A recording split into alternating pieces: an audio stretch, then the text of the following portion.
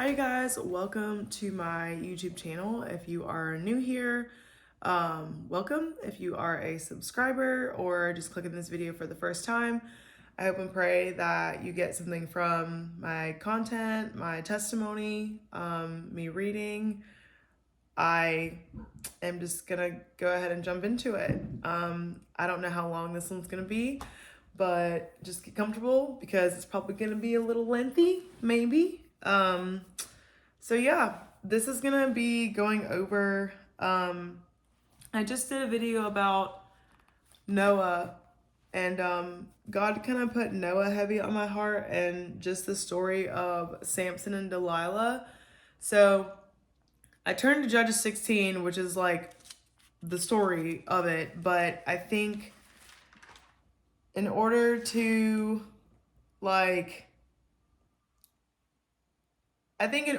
understand the story the way that I am just gonna try to get comfortable because y'all. I think in order to understand the story, you have to understand like Samson and understand him. I don't want to say like as a child, but it's just going to be beneficial for me to read more than what I initially thought that I was going to have to read. So without further ado, we're going to begin. Yeah. So we're going to start. We are going to start Judges chapter 13. I'm reading in the NLT per usual. And yeah, y'all bear with me because this is a lot of reading, but it's okay. I really do love the Bible. And honestly, like, I can't even lie. It's already highlighted. Like, this is just, okay. Anyway, I'm gonna go ahead and start. So this is chapter 13 in the book of Judges. Okay. Again, the Israelites did evil in the Lord's sight. So the Lord handed them over to the Philistines, who oppressed them for 40 years. In those days, a man named Manoah from the tribe of Dan lived in the town of Zorah. You get what I'm saying. Read your Bible. His wife was unable to become pregnant, and they had no children. And the angel of the Lord appeared to Manoah's wife and said, "Even though you have been unable to have children, you will soon become pregnant and give birth to a son. So be careful. You must not drink wine or any other alcoholic drink, nor eat any forbidden food. You will become pregnant and give birth to a son, and his hair must never be cut, for he will be dedicated to God as a Nazirite from birth. He will begin to rescue Israel from the Philistines." What a message. What a message. Just saying. Verse 6. The woman ran and told her husband. She was excited. Like, of course she's excited. Like, she wasn't able to have kids, and then this angel comes and this angel from God tells her that she's gonna not only have a child, she's gonna have a child that's gonna be dedicated to God. It's beautiful. Okay, verse 6. The woman ran and told her husband, "A man of God appeared to me. He looked like one of God's angels, terrifying to see. I didn't ask where he was from, and he didn't tell me his name, but he told me, 'You will become pregnant and give birth to a son. You must not drink wine or any other alcoholic drink or eat any forbidden food, for your son will be dedicated to God as a Nazirite from the moment of his birth until the day of his death.' Then Manoah prayed to the Lord, saying, 'Lord, please let this man of God come back to us again and give us more instructions about this son who is to be born.'"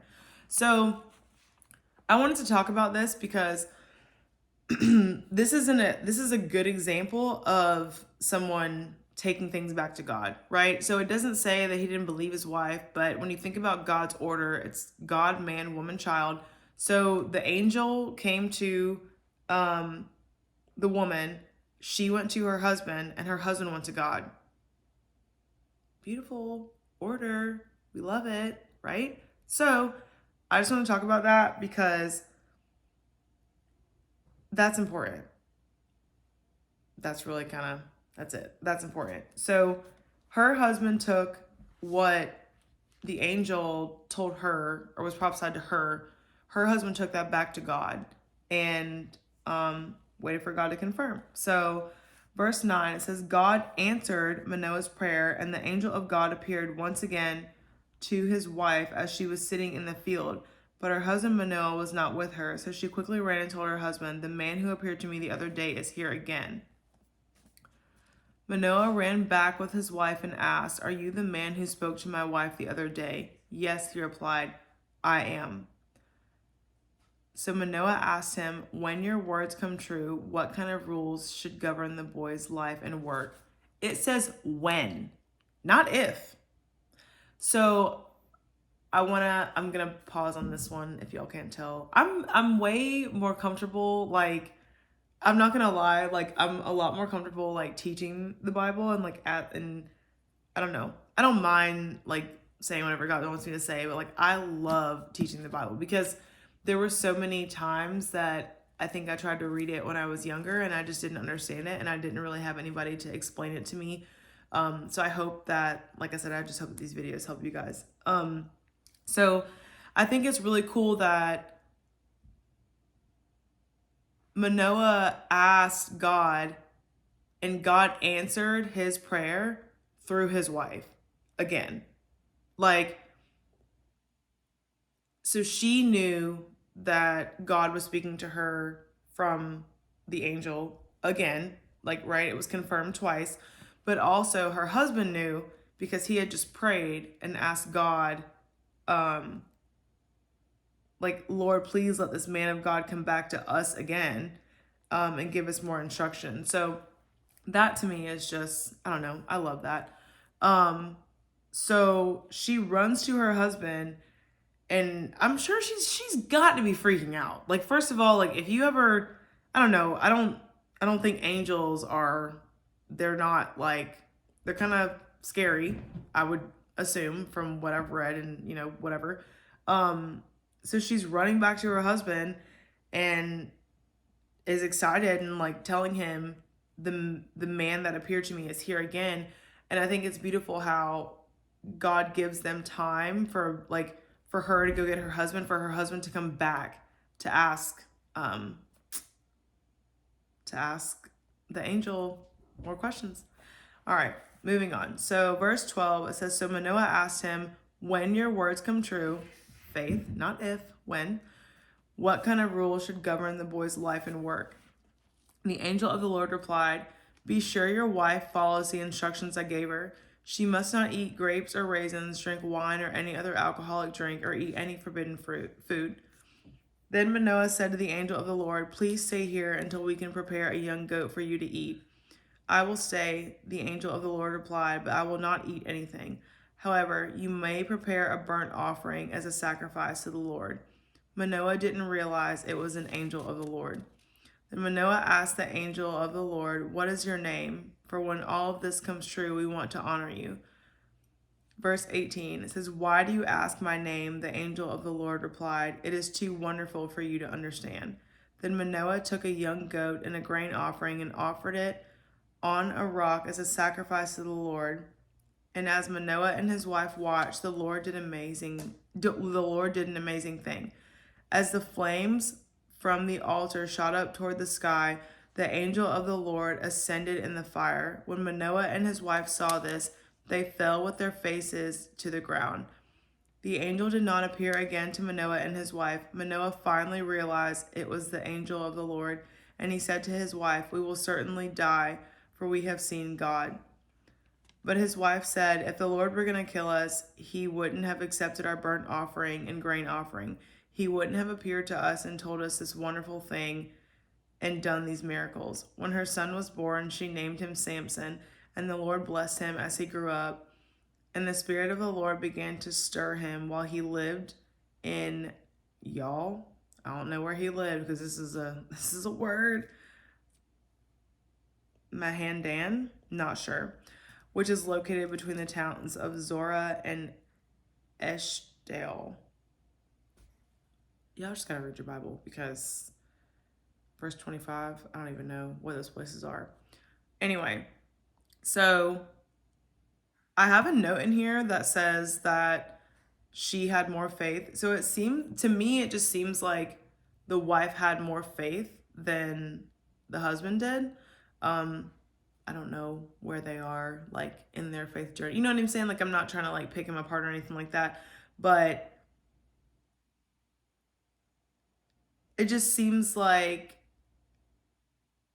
I don't want to say he was more skeptical, but it also makes me kind of think too about like the story of like how Jesus was born, like Mary and Joseph. Like Joseph was like, okay, like I'm gonna have to like do this quietly because like you pregnant and like I ain't do it. You know, it just, but he also had to like be told like, no, this is supposed to happen. So I don't know. To me, that's just kind of cool. All right, we're going to continue. So chapter 14. It says, one day when Samson was in Timnah, one of the Philistine women caught his eye. When he returned home, he told his father and mother, a young Philistine woman in Timnah caught my eye. I want to marry her. Get her for me. His father and mother objected. Isn't there even one woman in our tribe or among all the Israelites you could marry? They asked.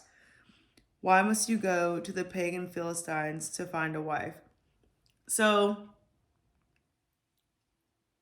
yeah, like they're trying to say, I guess in nowadays terms, that would be kind of like where the word says like don't unequally yoke yourself with a non-believer. So um he is looking at this chick and he's like, yo, she's hot, that's the one that I want to marry. He didn't say it like that, that's just me being myself.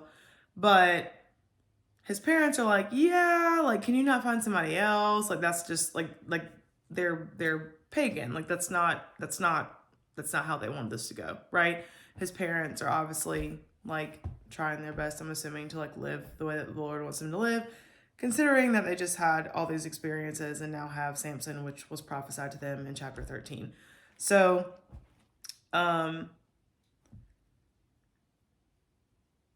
they're trying to give him suggestions, I guess, of like what he should do, or who he should marry. Okay, moving on. It says, but Samson told his father, get her for me. She looks good to me. His father and mother didn't realize the Lord was at work in this, creating an opportunity to work against the Philistines who ruled over Israel at that time. I'm sorry, I'm trying not to yawn. But I can't help it. Okay. As Samson and his parents were going down to Timnah, a young lion suddenly attacked Samson near the vineyards of Timnah.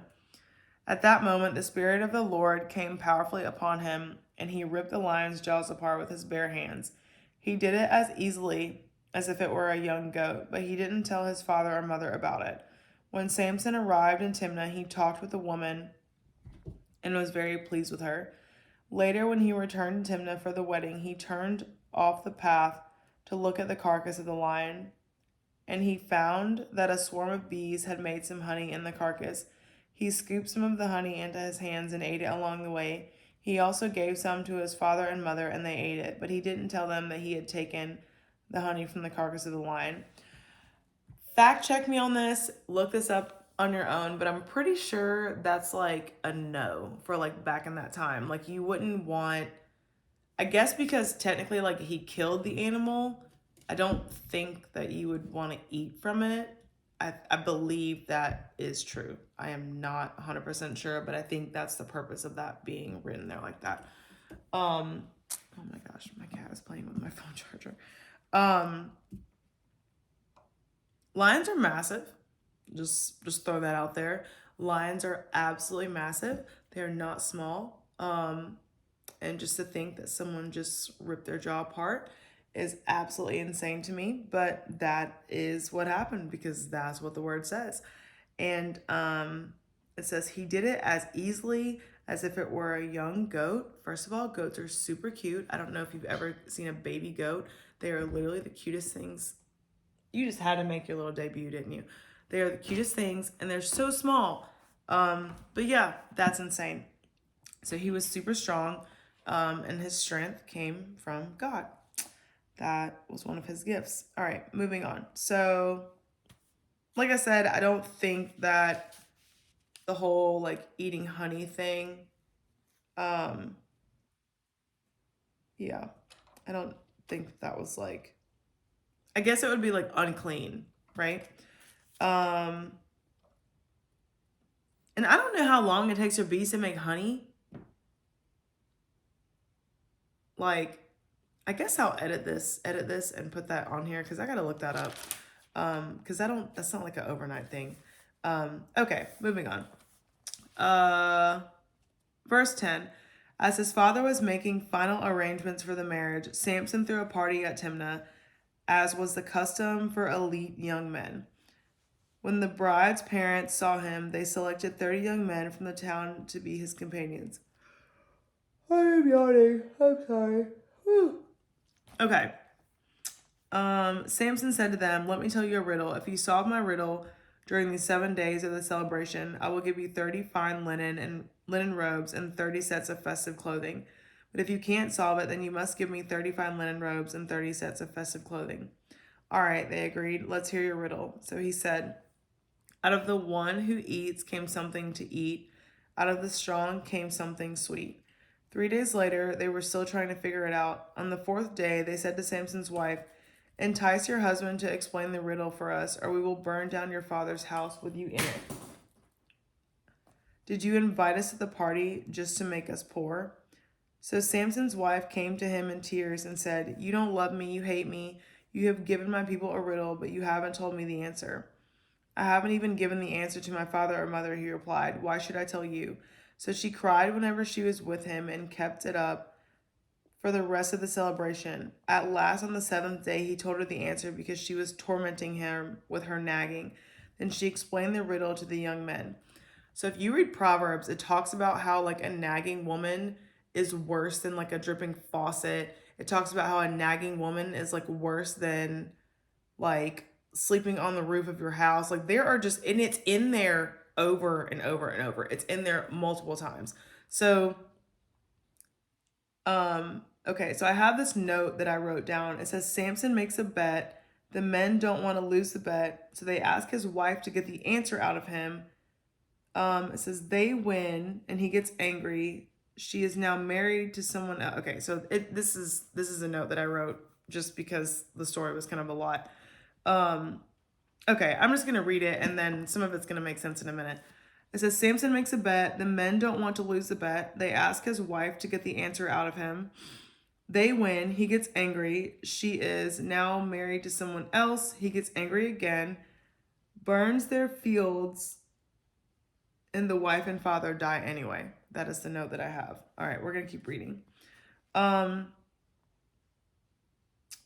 so then he was tormenting her. Sorry, she was tormenting him with her nagging.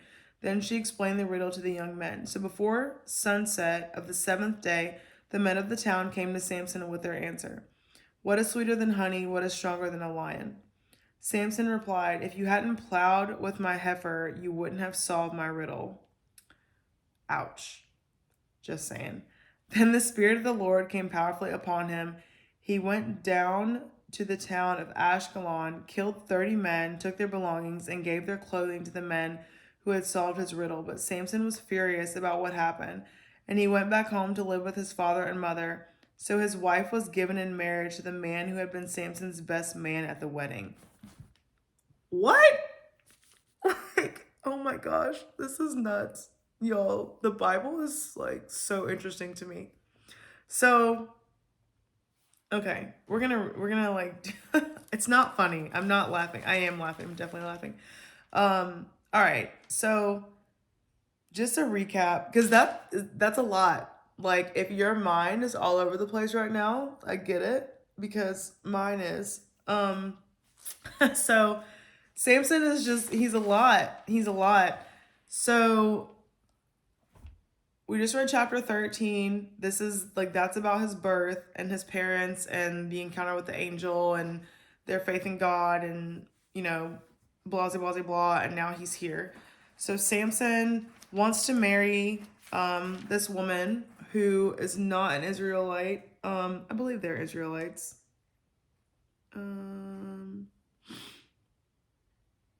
I'm sorry, no, they're of the tribe of Dan, but that was one of the 12 tribes of Jacob. Pretty sure. Okay, so he is, I don't want to say like lusting after this woman, but he's like, okay, this one's cute, that one over there, that's who I want to marry. And his parents are like, no, can you find somebody else? Because basically, his parents are like, they don't believe what we believe. So, like, that's not going to work, right? That doesn't work out. He's like, no, like I said, I want that one. So then they go through with the wedding, blah, blah, blah, blah.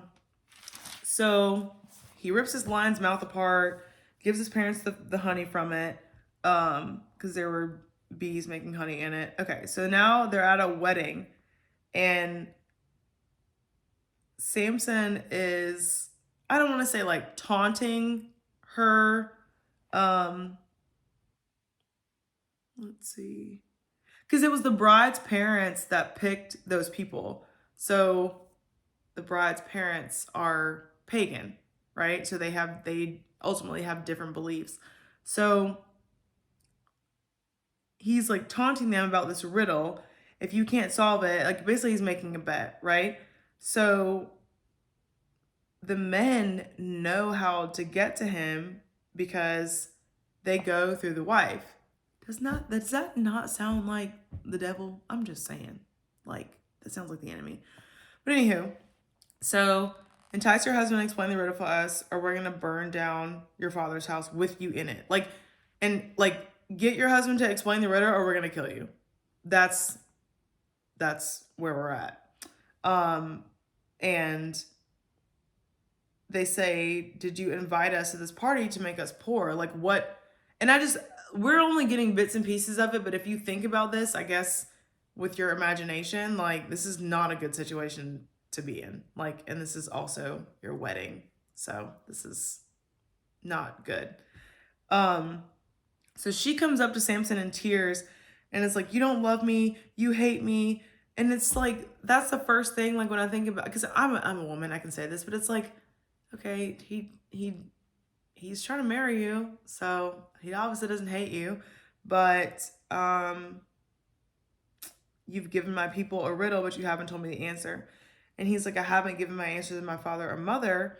And so she is just on 10 with emotions and nagging, and he couldn't handle it. Like, it was tormenting.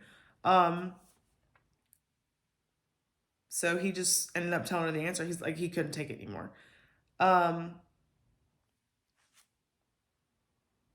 So he was so angry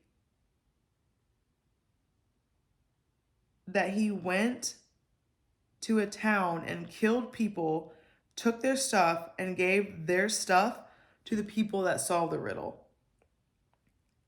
And he was beyond furious and went back home to live with his mom and dad. So his wife ended up marrying somebody else, his best friend. I'm sorry, I just had to recap that. That's a lot. We're going to move on. Chapter 15. Later on, during the wheat harvest, Samson took a young goat as a present to his wife. Like, I knew his wife just married his best man. Okay. Okay. Later on, during the wheat harvest, Samson took a young goat as a present to his wife. He said, I'm going to my wife's room to sleep with her, but her father wouldn't let him in. I truly thought you must hate her, her father explained, so I gave her in marriage to your best man. But look, her younger sister is even more beautiful than she is. Marry her instead. Samson said, this time I cannot be blamed for everything I am going to do to you Philistines. Then he went out and caught 300 foxes. He tied their tails together in pairs, and he fastened a torch to each pair of tails. Then he lit the torches and let the foxes run through the grain fields of the Philistines. He burned all their grain to the ground, including the sheaves and uncut grain. He also destroyed their vineyards and olive groves. Who did this? The Philistines demanded. Samson, was the reply, because his father-in-law from Timnah gave Samson's wife to be married to his best man. So the Philistines went and got the woman and her father and burned them to death.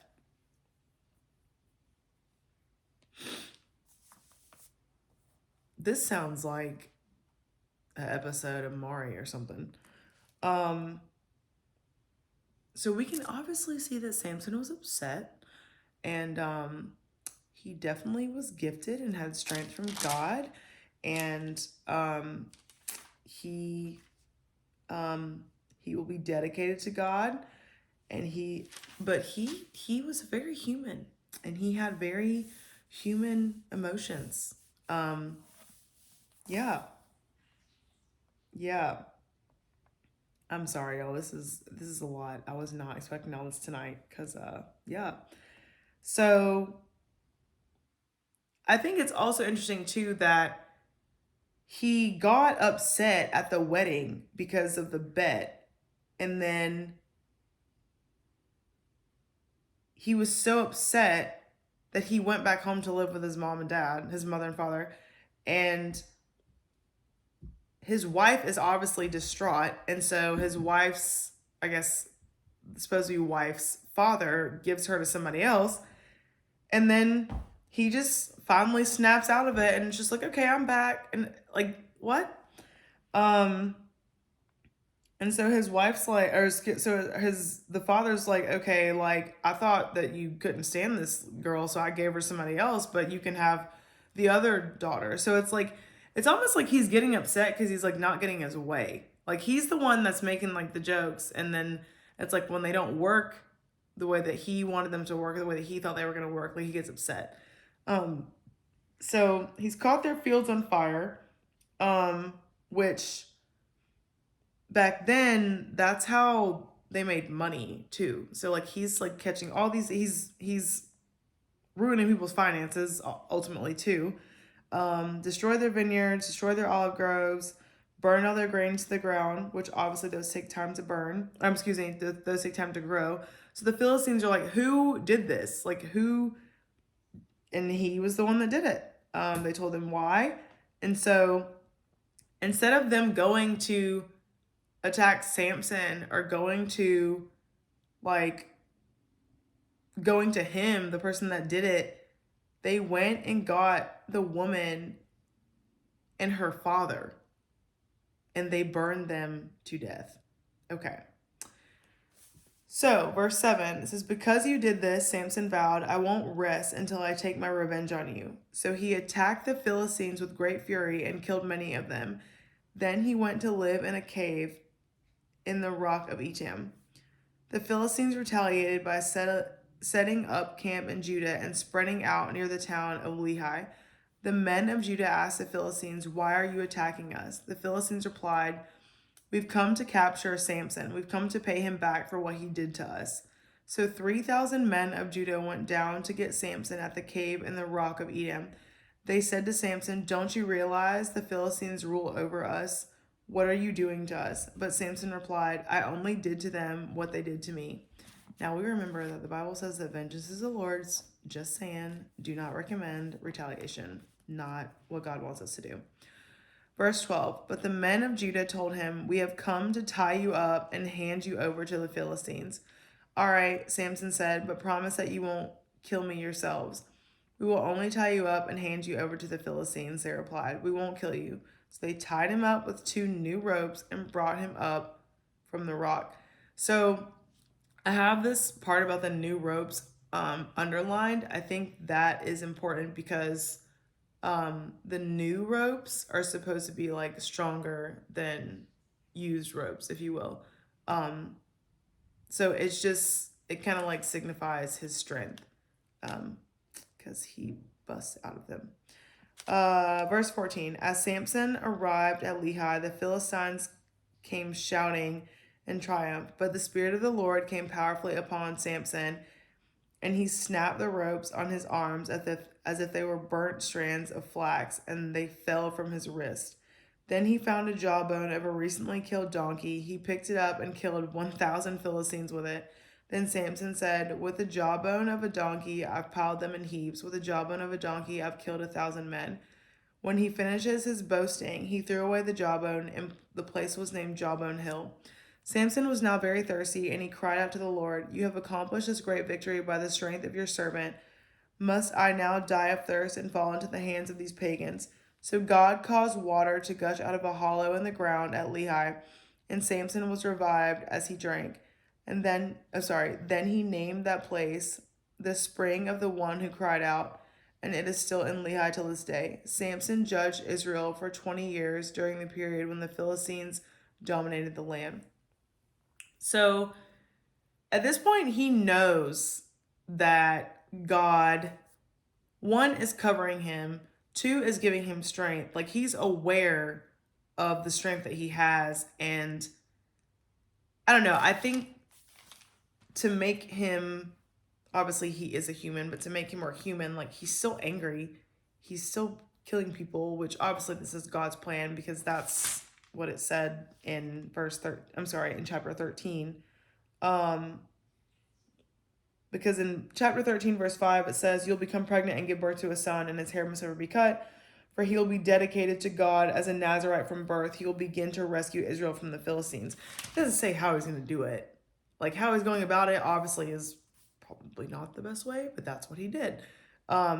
So even though God said something and it's happening, he didn't tell them how it was going to happen. So yeah, Samson's a lot. This is one of, I guess, my favorite stories. So I love, like, verse 17. It says, when he finished his boasting, like, he was obviously very confident in himself. Even with the whole, like, riddle thing, like, he was confident, like, oh, like, he's kind of like a little, I don't want to call him a trickster, because I know that's what Jacob's name means, but I don't know. You guys, like, get what I'm saying with this. Okay, chapter 16. One day Samson went to the Philistine town of Gaza and spent the night with a prostitute. Word soon spread that Samson was there, so the men of Gaza gathered together and waited all night at the town gates. They kept quiet during the night, saying to themselves, "When the light of the morning comes, we will kill him." But Samson stayed in bed only until midnight. Then he got up, took a hold of the doors of the town gate, including the two posts, and lifted them up, bar and all. He put them on his shoulders and carried them all the way to the top of the hill across from Hebron. So he's just escaping everything. Like, he just had to make her debut. Can you just jump over there? So he's escaping everything. Like, he's not going through any type of, like, I don't want to say, like, punishment, but basically everything's working out for him, like, in certain ways. So he may be angry, like, he doesn't have, oh my gosh, my cat doesn't have a wife or anything like that, but ultimately there are people after him that are now trying to kill him, and he's just getting out of everything. So, because this is, when the light of the morning comes, we will kill him. But he stayed in bed until midnight, so he was able to escape. He left early, if you will. And then took the doors of the town gate, including the posts, which, if you think about it, if they're probably, like, in the ground, cemented, whatever. Verse 4. Sometime later, Samson fell in love with a woman named Delilah, who lived in the valley of Sorek. The rulers of the Philistines, went to her and said, "Entice Samson to tell you what makes him so strong and how he can be overpowered and tied up securely. Then each of us will give you 1,100 pieces of silver." So Delilah said to Samson, "Please tell me what makes you so strong and what it would take to tie you up securely." But Samson replied, "If I were tied up with 7 new bowstrings that have not yet been dried, I would become as weak as anyone else." So the Philistine rulers brought Delilah 7 bowstrings, and she tied Samson up with them. She had hidden some men in one of the inner rooms of her house, and she cried out, "Samson, the Philistines have come to capture you." But Samson snapped the bowstrings as a piece of string snaps when it is buried by a fire. So the secret of his strength was not discovered. So this chick is basically just, like, selling him out for cash. That is, I know that's not the most, like, I don't know, that's not the most proper way to say it, I guess, but, like, that's what she did. Each of us will give you 1,100 pieces of silver. And it doesn't say she's just going to get 1,100 pieces of silver. It says each of us.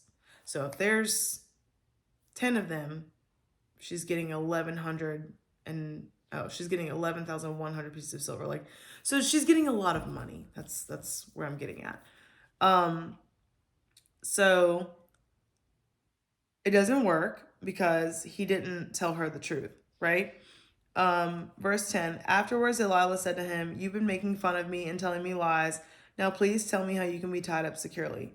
Samson replied, "If I was tied up with brand new ropes that had never been used, I would become as weak as anyone else." So Delilah took new ropes and tied him up with them. The men were hiding in the inner room as before, but again and again Delilah cried out, "Samson, the Philistines have come to capture you." But again Samson snapped the ropes from his arms as if they were a thread. Then Delilah said, "You've been making fun of me and telling me lies. Now tell me how you can be tied up securely." Samson replied, "If you were to weave the 7 braids of my hair into the fabric on your loom and tighten it with the loom shuttle, I would become as weak as anyone else." So while he slept, Delilah wove the 7 braids of his hair into the fabric. Then she tightened it with the loom shuttle. Again she cried out, "Samson, the Philistines have come to capture you." But Samson woke up, pulled back the loom shuttle, and yanked his hair from the loom and the fabric. So I just want to pause because you would think that he would get it by now, but he's not getting it. We can obviously see too that like his weakness in a way was women, and I think, I don't know, I've never thought about this until this way. I think he just got comfortable in his strength. He got comfortable with God covering him. He got comfortable with all the things that he was able to do, and it doesn't mean that he always did them right, but like, yeah, I'm gonna keep reading because I don't want to like give it away. So okay, verse 15. Then Delilah pouted, "How can you tell me I love you when you don't share your secrets with me? You've made fun of me 3 times now, and you still haven't told me what makes you so strong." She tormented him with her nagging day after day until he was sick to death of it. Finally, Samson shared his secret with her. "My hair has never been cut," he confessed, "for I was dedicated to God as a Nazarite from birth. If my head were shaved, my strength would leave me, and I would become as weak as anyone else." So she, again, similar to, I guess 2 chapters ago, yeah, like she nagged him to death. Like he couldn't take it. He's like basically like he couldn't take it. Like he had to tell her because she's getting on his nerves. So yeah, verse 18. Delilah realized he had finally told her the truth, so she sent for the Philistine rulers. "Come back one more time," she said, "for he has finally told me his secret." So the Philistine rulers returned with the money in their hands. Delilah lulled Samson to sleep with his head in her lap. Comfort, because that's comfortable. And she called in a man to shave off the 7 locks of his hair. In this way she began to bring him down, and his strength left him. Then she cried out, "Samson, the Philistines have come to capture you." When he woke up, he thought, "I will do as before and shake myself free." But he didn't realize the Lord had left him. So the Philistines captured him and gouged out his eyes. They took him to Gaza, where he was bound with bronze chains and forced to grind grain in the prison. But before long, his hair began to grow back. So I'm going to pause. I think it's interesting that they gouged out his eyes because when you listen to like the story of Samson and just the things that he, I don't want to say struggled with, but women were clearly an issue. Like women were clearly, I'm not going to go in depth, but like women were clearly an issue. And Samson obviously never found the right woman, amongst other issues that he had, but like the whole nagging thing, like, I don't know, I don't want to go off on a tangent, but the whole nagging thing is like a no. Like that's something that God has highlighted just to me in other areas too. but it's like verse 16 sticks out to me too. It says she tormented him with her nagging day after day until he was sick to death of it. Um, and then sold him out. Like, sold him out. And it doesn't say like he fell in love with his wife. Like it's just a woman named Delilah. Like, yeah. So, they cut his hair, gouged out his eyes, and yeah, okay. So Samson's final victory. We're almost done. Verse 23. The Philistine rulers had a great festival, offering sacrifices and praising their god, Dagon. They said, "Our God has given us victory over our enemy Samson." Okay, I think I'm gonna put some notes on here. When the people saw him, they praised their God, lowercase g, saying, "Our God has delivered our enemy to us. The one who killed so many of us is now in our power." So you have to remember, like, Samson is still gods, big G, gods. So these people are celebrating because they think that they've captured the person that has killed their people. And they're praising their God, lowercase g, Dagon. Okay, verse 25. Half drunk by now, the people demanded, "Bring out Samson so he can amuse us." So he was brought from the prison to amuse them, and they had him stand between the pillars supporting the roof. So mind you, he has no eyeballs. So this is like beyond humiliating at this point. And I don't know, to me, it just kind of makes me kind of like sad because that's just sad. But anyway. Verse 26, Samson said to the young servant who was leading him by the hand, "Place my hands against the pillars that hold up the temple. I want to rest against them." Now the temple was completely filled with people. All the Philistine rulers were there, and there were about 3,000 men and women on the roof who were watching as Samson amused them. Okay, sorry, I'm pausing really quick.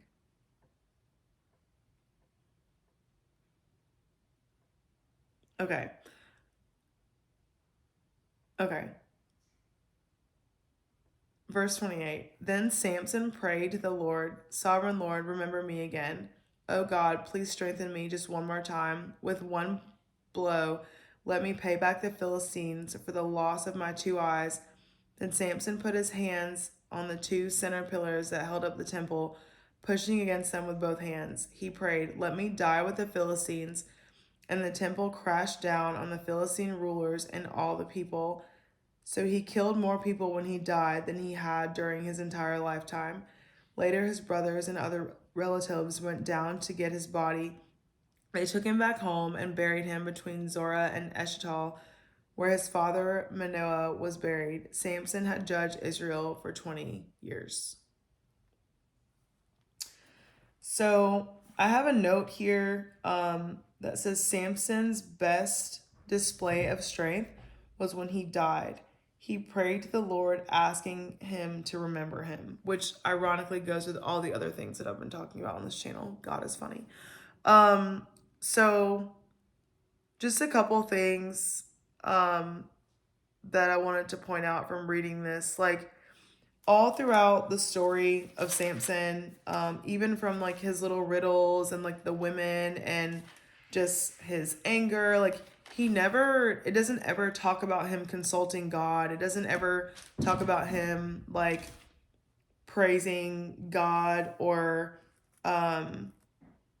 like even if you go back and listen to the like some of the things that he said, it's, "I only did to them what they did to me. With the jawbone of a donkey, I've piled them in heaps. I've killed 1,000 men." Like it says, "But the Spirit of the Lord came on him and he snapped the ropes." It's like he doesn't acknowledge, I don't want to say he doesn't acknowledge God, but I guess I do want to say he doesn't acknowledge God. Like he doesn't give God the praise for the strength. Like he doesn't, like there's no mention of him praising God or acknowledging God for his gifts, acknowledging God for his strength, acknowledging God for his power until he is captured, a prisoner, has no eyeballs, and basically is asking God to strengthen him one more time because he didn't know God, like he didn't know God's strength was going to leave him. And the one time where he really needed it because a chick was nagging him to death, and the one time that, like, I'm not gonna say it didn't matter all the other times, but like you guys get what I'm saying. It's like the one time that he really needed God, the one time that it was like, this is the real deal. He needed God. Um, God's strength left. Um, not, I mean, God was still obviously with him because God answered him before he passed away, but I just think it's really important to like realize that like Samson's best display of strength, and I think too this is the I think this is the most people that he killed as well, was when he died, because it was 3,000 people when he died. And sorry, I'm just checking this really fast. Yep, and it was 1,000 people in chapter 15, and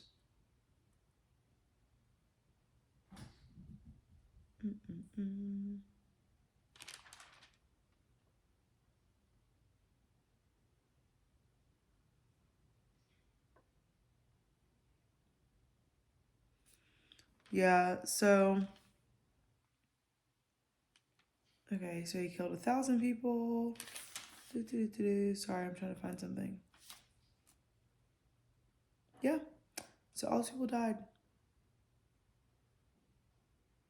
Wow, it's literally written in here. Okay, so it says, and the temple crashed down on the Philistine rulers and all the people. So he killed more people when he died than he had during his entire lifetime.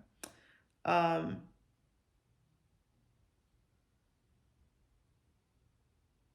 it never mentions him talking about praying until the end. And that's when God answered him. And I had somebody tell me one time, like, this is a little deep. It's a little morbid, but I had somebody tell me one time, like, God may take people in certain times so they don't sin anymore, because we know that sin separates us from God. And I just kind of thought about that, but that's kind of, I guess, what I think about, because with him not having eyes, like he didn't have time to, like, I don't know, his life changed completely, clearly. Um, so that is the story of Samson. And yeah, like I know that a lot of what I've been posting recently has been talking about like God's hand on people, and um like turning back to God, and like don't waiting and not waiting until like things get crazier to like go to God. And I guess this is just a really good example of how like you don't want to not be covered like by God. You don't want to not be like protected by God. Um so yeah, that is basically all I've got. And if you've made it to the end of this, I really, really appreciate it. I hope that you enjoyed me reading this. And I will see you guys next time. Bye.